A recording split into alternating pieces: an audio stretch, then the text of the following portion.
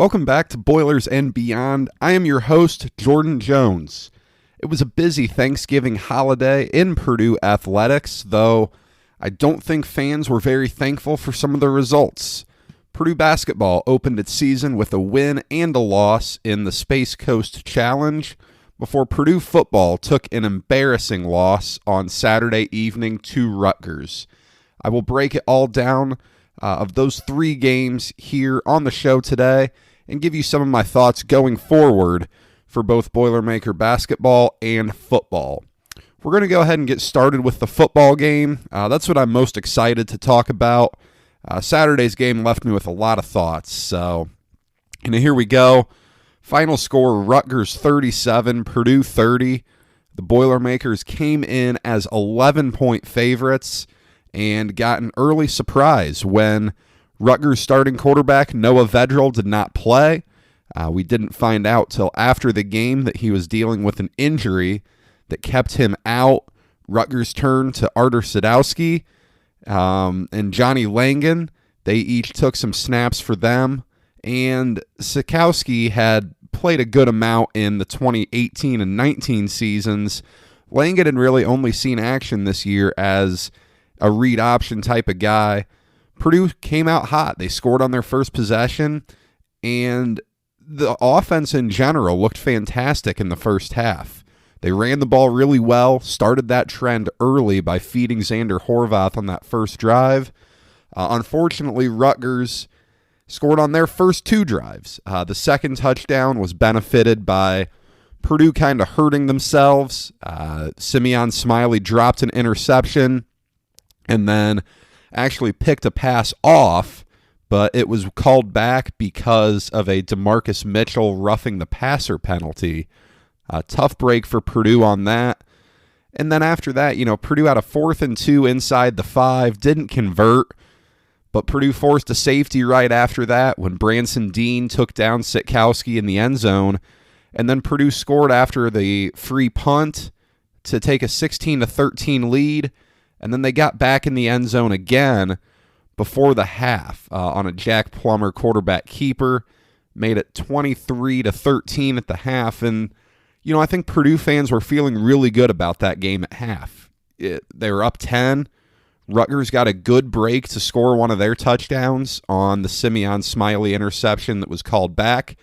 Purdue had a bit of a bad break when they had that 4th and short from inside the 10. Plummer targeted Payne Durham in the back of the end zone. Might have been a little contact there. I don't know. Purdue fans on Twitter seem to think so, but no call. But, Purdue up 10 at half, and realistically it could have been bigger. There was a lot to feel good about. And then when they came back out of the locker room, it just all went downhill. First possession, Rutgers scores on a 62-yard pass to open the second half.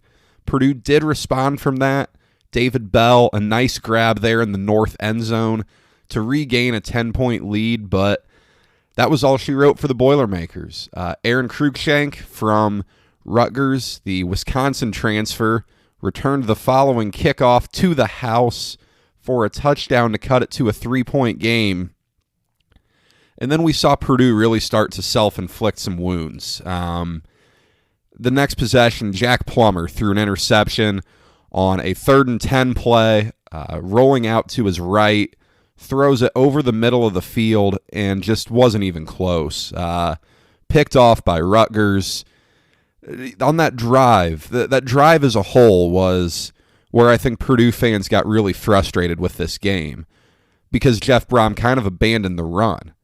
Purdue had run the ball well all day, and they relied heavily on the pass on that drive. A couple passes in a row, you have a 3rd and long. If you run the ball early on those downs, you might not find yourself in that 3rd and long. Purdue fans really were upset with that. A bad interception by Plummer, but he certainly wasn't put in a position to succeed on that drive. Rutgers, off the interception, got back in the end zone to take the lead, and they never looked back. Rutgers tacked on a field goal to end a 9-minute, 38-second drive. Just an incredible drive of simply running the same play at Purdue over and over and the Boilermaker defense not being able to stop it. Took 9 minutes and 38 seconds off the clock between the end of the third and start of the fourth quarter. So Purdue gets the ball back with 7 minutes to go, down a touchdown. Purdue has a 3rd and 2 play, and the call is a quarterback keeper on a little bit of a sweep to the right. Doesn't stand a chance. The play got blown up, and from there, Rutgers was able to run out the final 5 minutes and 26 seconds, again, by running the same read option play with Johnny Langan right at that Purdue defense. The final score, Rutgers 37, Purdue 30. Purdue's 3rd straight loss after starting the season 2-0. To break down a couple areas of the game that, Purdue really just stood out, either good or bad in. The run game was really good, and Purdue ran the ball 33 times for 175 yards and 2 touchdowns. That's pretty good. 5.3 yards a carry. Xander Horvath, King Doru, both very effective on the ground. Horvath, he has continued a really, really strong year. 162 total yards in this one, 101 on the ground, 61 through the air on 4 receptions. Rutgers didn't have an answer for him. And, we've brought it up on the show multiple times here. When Xander Horvath gets a head of steam behind him, he is really, really hard to take down, especially if you're trying to tackle him one-on-one. I don't understand why Purdue abandoned him some, but, King Doru as well was very good. 6 carries for 47 yards. That was the most action we'd seen from him all day. That was the best he'd looked all year. He did have a drop on a hurry-up screen play, but, putting him out wide at that point also didn't make a whole lot of sense to me. But, in the run game, too, we saw the benefit that Purdue gets from Jack Plummer's mobility. And he's able to extend plays. We saw it on the first drive of the game, in fact, where Plummer's first drop back, there's nothing open, and he's able to tuck it and run for a first down. The offense is better when Jack Plummer is Purdue's quarterback, and that's not, to disrespect Aiden O'Connell. That's not to put him down. Aiden O'Connell's a good quarterback, but that dual threat ability that Jack Plummer brings really does open up that Purdue offense quite a bit, and it can keep defenses honest. Purdue has great receivers, but if you aren't able to drop as many in coverage, then some stuff will open up for Purdue. I was surprised. Purdue ran the ball 25 times in the first half, then only 8 in the second half. We'll dive into that more later, but that's just not good. I don't think that makes any sense. If you're running the ball well, you just have to keep pounding it, and Purdue didn't do that. Instead, they turned to the pass game. Jack Plummer making his 2nd start of the season. As you are aware, he was fantastic against Minnesota. In this one, he was still solid. 20 for 35, 237 yards, a pair of touchdowns, and 1 interception. Payne Durham got in the end zone on the first possession. Good to see him get back in the end zone after the debacle in Minneapolis, but he was pretty quiet the rest of the game. I've already brought up he had a chance at a 2nd touchdown catch, but wasn't able to haul it in. We did see Rondale Moore back again for his 2nd game. 7 receptions for 76 yards. A little more quiet than he was with his 15 receptions in Minneapolis. And then David Bell, just 4 receptions, 68 yards. Very nice grab on a touchdown in the 3rd quarter. But, Purdue really struggled when Rutgers brought pressure. Purdue's offensive line didn't handle it well. Jack Plummer, I thought for the most part, did a nice job with the pressure. He's poised in the pocket, and that's something you really like. There was one throw in the 3rd quarter where Rutgers brings a lot of pressure. Plummer's able to deliver a strike across the middle to Bell. It's throws like that you really like. He's able to get out of the pocket as well to extend a play, even if it's just to throw the ball, into the stands. At least he's able to get out of there. He did have a lot of hurried throws in this game. Again, forced to throw it away, but, the only awful pass was that interception and ended the drive where Purdue just didn't run the ball. And I still don't get it. Just a frustrating second half for the Purdue offense. And that's not even where the frustration really lies. It's in the defense. Purdue gives up touchdowns on the first 2 drives of the game. Second touchdown, whatever, Simeon Smiley interception. Should have caught the first one, and then the roughing the passer doesn't matter. But, after that, Purdue locked down well the rest of the first half. Recorded a safety, then they forced a punt and forced a turnover on downs.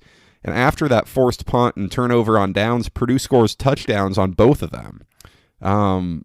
Just really good from the Purdue offense. And then the second half, the wheels just fall off on the Purdue defense. 62-yard passing touchdown. Then Rutgers, Aaron Cruikshank returns the kickoff for a touchdown. And then Rutgers just runs the read option the entire half. Purdue could not stop it. Johnny Langan did a nice job. Everyone knew what was coming. And Purdue really couldn't stop it.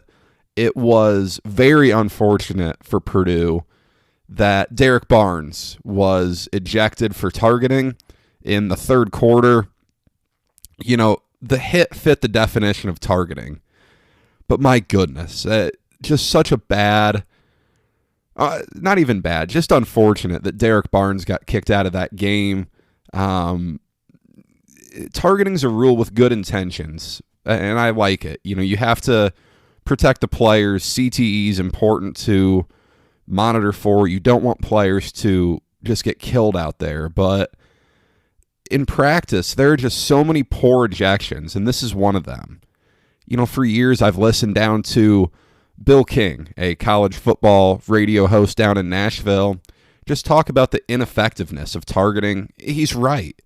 Derek Barnes was playing a great game. He didn't even go helmet to helmet. He went helmet to chest. I get it. You don't want to lead with the helmet, but, my goodness, just a bad turn of events for Purdue there. Without Barnes, Purdue's defense had nothing. He is by far Purdue's best player on defense when George Karlaftis is out. It does, the ineffectiveness of the defense after Barnes got kicked out says plenty about Derek Barnes as a player. We saw Kieran Douglas come into the game and did a nice job filling in for Barnes, but, Douglas is still young. He's a freshman. There's just a lot still that Derek Barnes does that you can't replace. Overall, the run defense just couldn't make any plays. They couldn't get in the backfield, and nothing got done. This is not an offense Purdue should be giving up 37 points to. Rutgers is not that good. Rutgers is certainly better under Greg Schiano. They're taking steps in the right direction. But this is not a defense that should be allowing 37 points to Rutgers. The Bob Diaco defense just isn't working out thus far. And I've been defensive of Diaco early on after the Illinois game when Purdue fans were not very happy with Diaco. I came to his defense here on the show a little bit, but, at this point, Purdue has no pass rush without George Karlaftis. And with his positive COVID test, we're not going to see him till the crossover week. Purdue has 2 more games without Karlaftis, at least, whether they like it or not. The 3-4 front just isn't all that effective in the run game, and that's what you want out of a 3-4. You want those linebackers to come down and clog the holes. Purdue can't do that. And with no pass rush to speak of, they're not lining up guys at outside linebacker who are coming down and making plays besides DeMarcus Mitchell. He's the only guy who stands a chance at getting to the passer right now. Jalen Graham is far more of a coverage guy than a pass rusher. The guys up front on defense, Lawrence Johnson, Lorenzo Neal, Anthony Watts, Suleiman Kapaka, all these guys, they're not great pass rushers. And besides Lorenzo Neal, I don't know that any of them are all that good in the run game. Just a frustrating defense here. I do think it's schematic at this point. I'm not saying the personnel is, some Nick Saban vaunted, 2009 Alabama defense, but it's got to be better than this. Purdue did give Bob Diaco a multi-year contract, which is incredibly rare for a coordinator just starting off. We'll see where that leads after this season. And another poor area for Purdue came in the special teams. Overall, another poor showing. J.D. Dellinger was perfect on PATs, did not attempt a field goal. Obviously, a frustrating game for him at Minnesota. Had a field goal blocked, missed a field goal, decided to issue an apology to Purdue fans on Twitter after the game. But perfect on PATs. He was Purdue's best special teams player in this one. The punting game continues to be an issue. Brooks Cormier, 3 punts for an average of 34 yards. Zach Collins, 1 punt for 36 yards. This is a major problem for Purdue.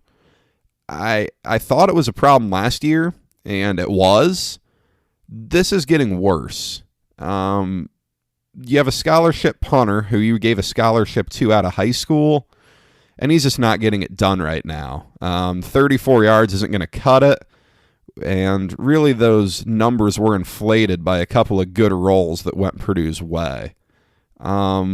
Purdue's offense really has to get the ball to midfield to avoid the other team starting off with pretty good field position right now. I'm not sure the solution here lies on the roster. Purdue's trying a 2-punter situation. It's not really working. Colder weather is coming. It's tougher to punt. But right now, this might be the biggest specialist weakness Purdue has had since really trying to replace Travis Dorsch in the early 2000s. Baron Lachovic sucked. The kicking game has been pretty good for the most part since then. The punting game's been fine. We've had some good punters at Purdue and Cody Webster and Joe Shopper, but right now there are some serious problems in the punting game for Purdue. TJ Sheffield had a nice return on the punt following the safety. Past that, nothing much in the return game. At least one muffed kick. Yeah, I want to say there were 2, but I know there was at least one muffed kickoff that led to poor starting field position. Look, Purdue still hasn't returned a kickoff for a touchdown since 2013. They gave up one today. I don't think Purdue's kick return touchdown drought is ending this year. And, on the other side, you give up a return touchdown. What's going on there? The Purdue looked out of sorts on that kickoff. The coverage was all over the place. Just not a good day. And then it comes back to the coaching. Jeff Brom is now 0-2 against Rutgers. Purdue is 8-15 since defeating Ohio State on October 20th, 2018. Look, the criticism of Brom is growing pretty strong between social media and the fan message boards on goldenblack.com.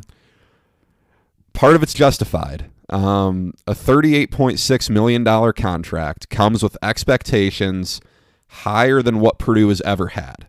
Remember, Darrell Hazel was Purdue's first $1 million football coach. Joe Tiller and Danny Hope never made that much. Now, this contract's over $5 million annually. There are some serious questions here. The play calling has kind of gotten vanilla. We saw some really exciting stuff early in the Brom era. We haven't seen a lot of that this year. The QB keeper for Plummer on 3rd and 2 in the fourth quarter, that was the difficult one for me to grasp. You have Rondale Moore, and you've been running the ball effectively all day. You have Xander Horvath. I don't know why you run that play. Purdue did that 2 weeks ago against Northwestern now, and it didn't work with Aiden O'Connell. But we've seen this over and over, when there's pressure to make the right play calls, Purdue tends to turn to the pass, and it doesn't always go well. Sometimes you just have to stick to the run more. There is plenty of criticism, but it's important to remember one thing. This program is in a much better spot than when Brom came in. Jeff Brom came in December of 2016 to a program with zero enthusiasm, very little talent, and, really just trying to change a culture that had been completely destroyed. And he did it quick. That 2017 year was nothing short of spectacular. Brom was all over the junior college route and the transfer route to get some talent in there. They made it work. Same with 2018. Last season was just a mess. Everyone got injured. And now we're this year where, it's an odd year. The COVID situation is certainly bizarre. Purdue was without a couple good players on defense in Marvin Grant and Samisi Fakasieki. I don't know if those are COVID related or not, but we didn't see them. At this point, I'm holding off judgment until next year, but right now, the big questions to me, the offseason hires of Bob Diaco and special teams coordinator Marty Biaggi really aren't bringing any positive early returns. The defense in 2019 under Nick Holt was much maligned by the Purdue fan base, and it doesn't look any better right now. This is back-to-back games. Purdue's given up 30 or more points. That doesn't sit well with the fans. And then, special teams just isn't getting any better. This is Purdue's fourth special teams coordinator in 4 years. The best it was 2017. And then you had the special teams coach, Tony Levine, decide to get out of coaching and go operate a Chick-fil-A. I think Purdue would love to have him back now. Where does Purdue go from here? Purdue hosts Nebraska next weekend.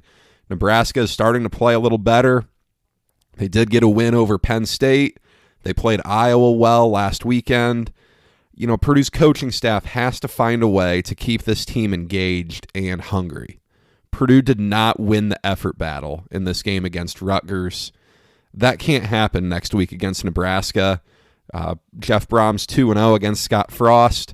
Nebraska is going to want to end that drought. What's it going to look like? Purdue has 3 games left. Nebraska, Indiana, crossover. Who knows what bowls are going to look like? That's a whole different story.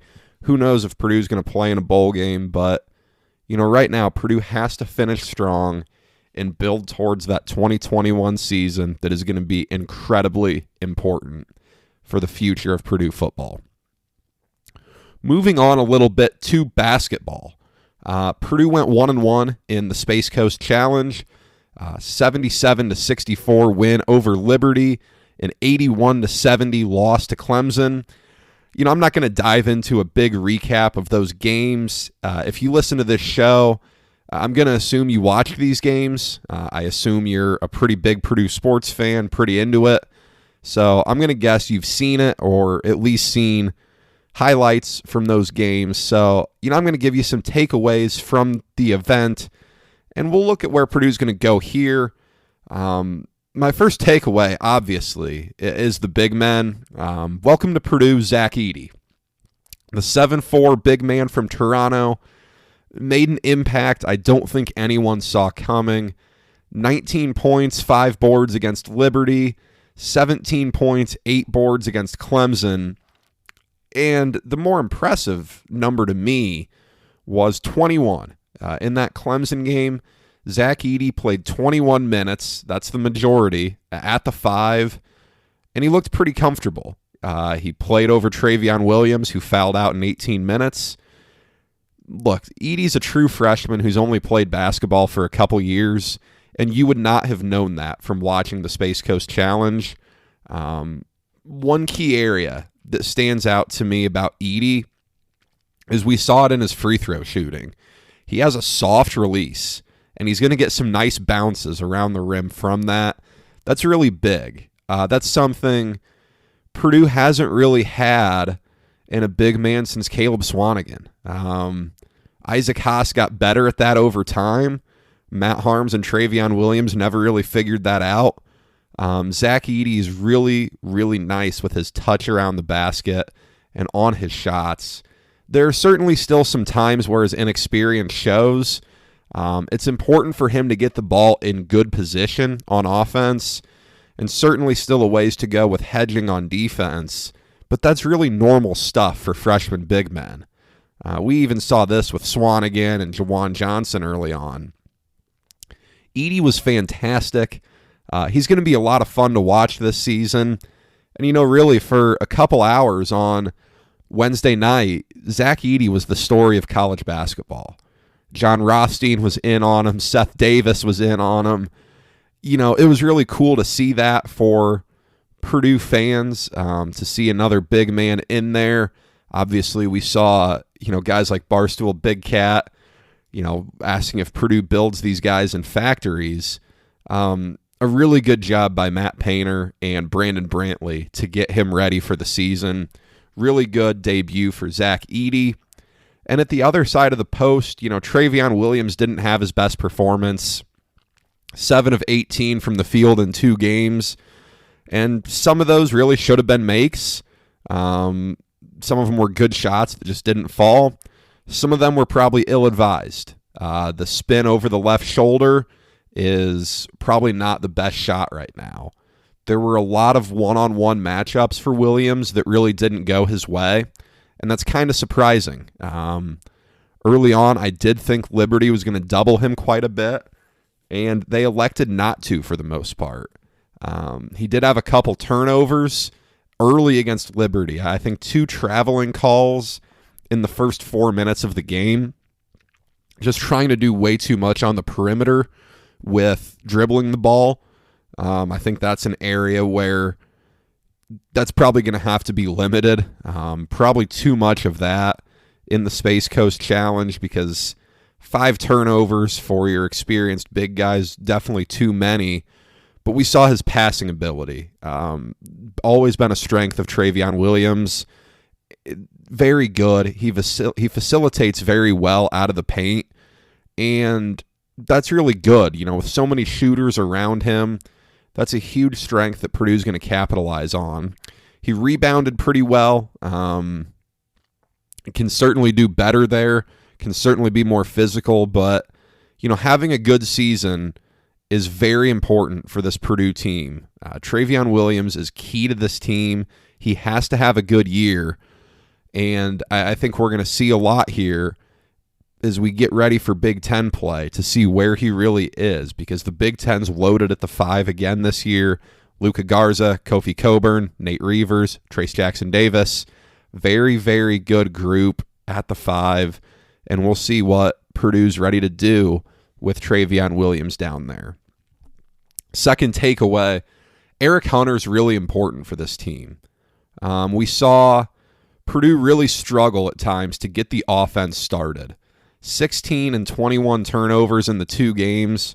Those are both pretty high numbers that Matt Painter certainly doesn't like. The backcourt was shorthanded. Eric Hunter is your most experienced ball handling guard. He's out till about Christmas time with a leg injury. And then Purdue loses Jaden Ivey for the Clemson game with a foot injury. Ivey was really good against Liberty, 5 of 7 from the field for 12 points. Very comfortable with the ball in his hand. He's a natural scorer. He did a lot of things with a confidence level that you don't often see from freshmen. Fearless in mid-range pull-up games. Fearless putting the ball on the floor. He's going to be really good at Purdue. I haven't seen a freshman guard that aggressive at Purdue since Carson Edwards. I don't want to get ahead of myself there by any means, but that's a pretty good thing for Jaden Ivey. Just that aggression level, really, really good start. We saw Isaiah Thompson have to play a huge role in this one. He had a ton thrown at him, And, he didn't play a ton of point guard last year between Eric Hunter and Nogel Eastern. Isaiah Thompson got to play off the ball quite a bit. And one of the CBS Sports Network commentators kind of pointed out that, Thompson might be better off the ball. I kind of agree with that. He is a really good shooter from three-point range. He can do some nice things in the mid-range on the dribble pull-up, but, he's not a great ball handler yet. And when Eric Hunter comes back, that's going to make Isaiah Thompson a much more effective player because he's going to have a little bit more freedom to get off the ball and go make some plays and get himself open. Brandon Newman isn't getting enough attention, though. He was rock solid in this tournament. He gets to the basket well. We saw that early against Liberty. He's a good three-point shooter, 4 of 10 on the tournament, 40%. Took care of the ball pretty well, only 2 turnovers in over 60 minutes. Played 37 minutes against Clemson. I didn't realize that till after the game when I was looking at the stats, but that's a ton of minutes for a true freshman. Redshirt freshman. He's got a really bright future. I think Brandon Newman was the second most impressive Purdue player in this tournament behind Zach Edey. He's going to get a lot better throughout the season. We saw Ethan Morton kind of limited, still coming off of mono, but you can tell how good he is with the ball in his hands. Purdue's offense just did better when Ethan Morton was on the floor. He handles the ball well. He made a couple of ill-advised passes against Liberty, but, still getting back into the swing of things. Did have to play more against Clemson than Matt Painter would have wanted. He brought that up in his post-game press conference, just that, Morton played really well and really hard. They didn't want to play him that much, but, Ethan Morton did a nice job. Obviously, Sasha Stefanovic back in the backcourt again this year. Really good three-point shooter, certainly more of a specialist, like a Ryan Smith type. Is probably the best comparison I can think of there. But, he does a nice job. He hit a really big shot to put Purdue back on top pretty good against Liberty. Game got down to a 6-point game. Stefanovic hits a 3, and then Stefanovic finds Zach Edey for a dunk on the next possession to make it an 11-point game and put it out of reach. Overall, this whole backcourt is going to get better when Eric Hunter comes back. His experience as a ball handler is just so crucial. He's comfortable with the pressure. Clemson put a ton of pressure on Purdue in this tournament, and Purdue didn't handle it all that well. A young team, young backcourt. Eric Hunter's this team's best ball handler. He may be its best scorer. He's a very good scorer. And obviously, Purdue's hoping to get him back sooner rather than later with Big Ten play starting on December 16th. We'll see what kind of goes on there. And then the other spot on the court we haven't talked about, the 4 spot. Aaron Wheeler was pretty quiet for the most part. He did knock down a couple threes against Liberty. That was great to see.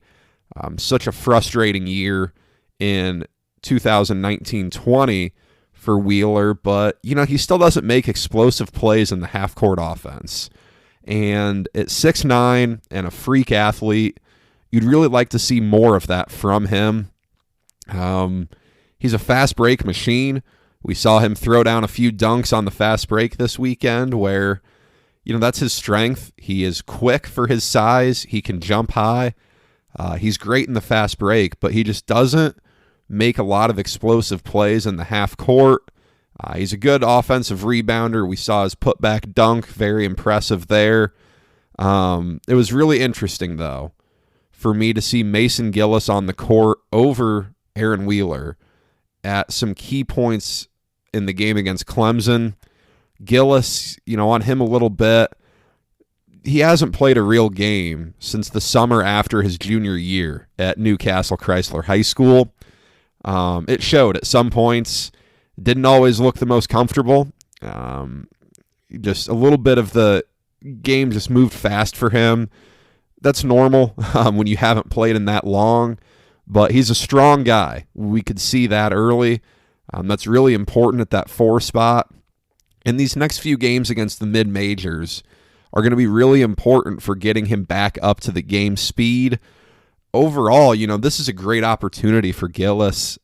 Wheeler didn't do a ton, and the 4 spot is a spot where Purdue basketball really is at its best when the 4 spot's good.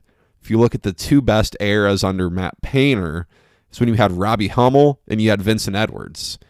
And even, Grady Eifert on the Elite 8 team was really effective at the 4. He was a knockdown shooter. He played great defense. He rebounded well. That 4 position is really important for Purdue. Mason Gillis has a chance to do some really good things there this year. And, of course, with Trey Kaufman-Wren coming in next summer, that 4 spot, has a pretty bright future. Overall, this tournament doesn't mean a tremendous amount for Purdue in the long run. It's early. Clemson's a good team. They beat 3 top 10 teams last year. It's not like it's a bad loss. And Liberty is a pretty solid program to defeat. They certainly lost a lot from their good team a year ago, but they bounced back from the Purdue loss by beating Mississippi State and South Carolina. That's pretty dang good for a mid-major who lost a lot. Melbourne, Florida seemed to do a nice job hosting the event. There were no games canceled due to COVID. That's excellent. It was very cool that Larry Clisby was able to be at the games. He's retired now to Melbourne, Florida. Awesome to see him there. It was interesting to hear the radio broadcast for the first time. Thought my friend Bobby Riddell did a nice job on the show with Rob Blackman. Listened to both the pre- and post-game shows. Really good stuff there. Make sure, if you want to get some more action and analysis, check that out. They're at 96.5 WAZY out of Lafayette. But, finally, I want to commend Purdue fans for not overreacting to the Clemson loss. That wasn't a game that I think a lot of fans expected to lose, but Clemson was the better team. I think by the end of the season, Purdue's going to be a better team than Clemson. I really do believe that. I think Matt Painter is better at building his team throughout the season than Brad Brownell. But, Clemson exposed some areas of weakness. And I think if you're Purdue, it's probably a good thing you got that exposed early rather than late. Plenty of time to work on it. Plenty of time to figure out some solutions. Up next for Purdue, they have 2 games coming up this week. Tuesday, 3 o'clock p.m. versus Oakland. The Golden Grizzlies have looked pretty bad early on this year. They got blown out by Xavier. They got blown out by Toledo. As I'm recording this, they're getting ready to play Michigan. That's a good chance for Purdue to grow. I think Oakland's maybe 28-point underdogs in that one to Michigan, so not great for them. That's a good chance for Purdue to really get the offense rolling well, focus on getting a little bit better, closing out on the perimeter on defense. And then Friday at 7 p.m., Purdue hosts Valparaiso. My least favorite matchup. I really do not like when those 2 teams play. I have a ton of family, including my dad who went to Valpo. A lot of my family played sports there. My grandpa was a part of the only Valpo team to ever beat Purdue in basketball. But I follow Valpo basketball very closely. They opened their season with a loss at Vanderbilt, though Valpo played them really well. Even had the lead into the last 5 minutes maybe. Went ice cold late in the game, lost by 6. But, Valpo will put some pressure on Purdue. They play quick.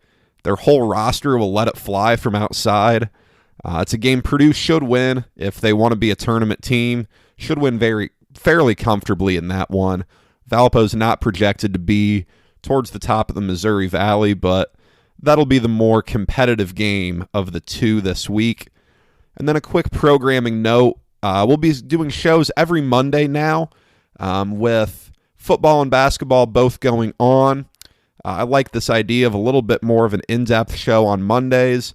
We'll recap basketball from the week before, recap football, and provide a little bit of what's next for basketball.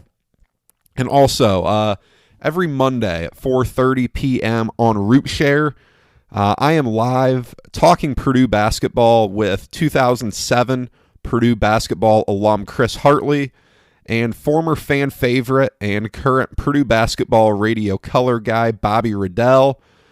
We talk all things Boilermaker basketball from, our three unique perspectives. Hartley's out in California these days, still watching Purdue basketball. Bobby Buckets doing the radio. And then myself as a student from the Paint Crew side. It's a great time. You can ask questions live in the chat. Hang out with us. That's at rootshare.io every Monday at 4:30 Eastern. That's all I have for you today. Thank you for spending your time with me today. It's another busy week. Again, Boiler basketball's got Oakland and Valpo. Purdue football has Nebraska. I did just see that Purdue-Nebraska is a noon kickoff on BTN on Saturday. I'll be back next Monday with more thoughts and analysis on those three games. Until then, enjoy the holiday season.